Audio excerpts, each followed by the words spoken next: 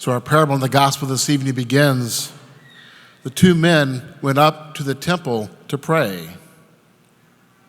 But it says only one of them actually prayed. One says, "God, be merciful to me, a sinner." The other took the opportunity to keep God informed about how well he was doing in his effort to be pious. In fact, the gospel says he prayed to himself. Notice, as we just heard, he recites a lot of verbs, all in the singular first person. I thank God that I am not like, I do this, I do that.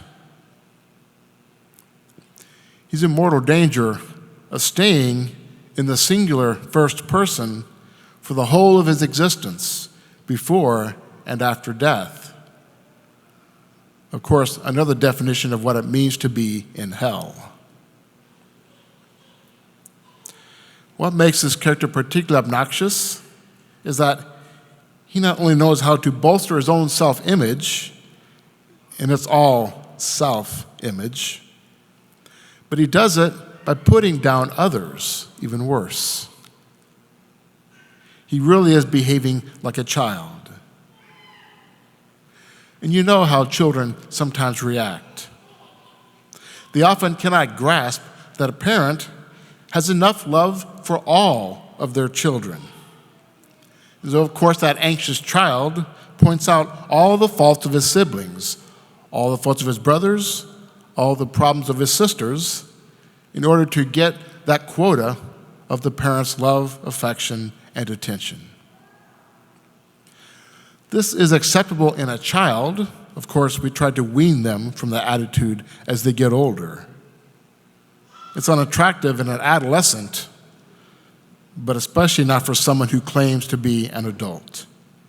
It is most distasteful, as we hear in the gospel this evening, among those religious types who take the high moral ground and constantly denigrate the actions and religious practices of others. By contrast, what of this tax collector?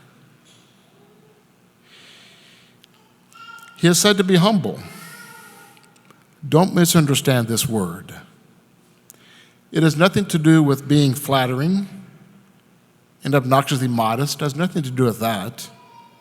Humility comes from the same root word as the Latin word humus, which means soil or earth.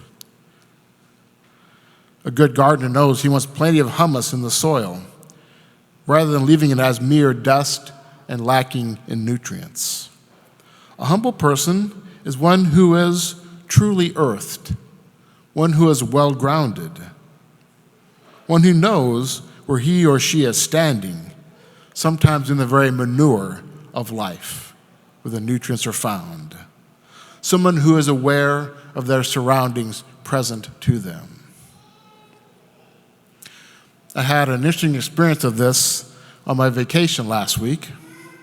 A group decided to go to the west edge of the Grand Canyon to a place called Skywalk. If you've not been there, it was intimidating. The Skywalk is a bridge, a glass-bottom bridge, that extends out into the Grand Canyon. On my way out, stomach turning and rolling, I got to the edge of it and peeked down with nothing below me except the Grand Canyon, one of the deepest ravines in the world.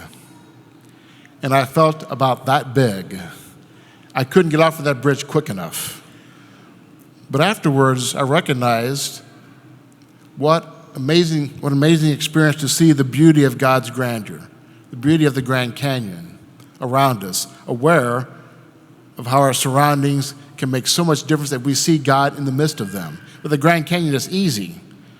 In our daily lives, it's not as easy to look around us, family and friends, acquaintances, and to see the presence of God in them. But that's what it means to be humble, to be aware of God in your surroundings. So this was the case with the tax collector. He was truly earthed and well-grounded. Because as people looked at him, they saw him in being a collaborator with Roman authorities, and he was. He collected taxes for the Romans. He collected taxes for the occupying army who took control of Israel in the life of Jesus. The Jews saw him as being sinful, and he knew that as well. But look what the tax collector does. He admits that where he is and where he is standing. And in that humility, he says, God, be merciful to me, a sinner. A great example of humility, to recognize our faults, but also how we can stand in the presence of God and see the goodness of God's grace. We heard as well in our second reading this evening. You see St. Paul meditating on the end of his life, and what he says is a race that has been well run. He thinks about the reward that he will receive in the next life. But unlike the Pharisee, he does not boast of his achievements.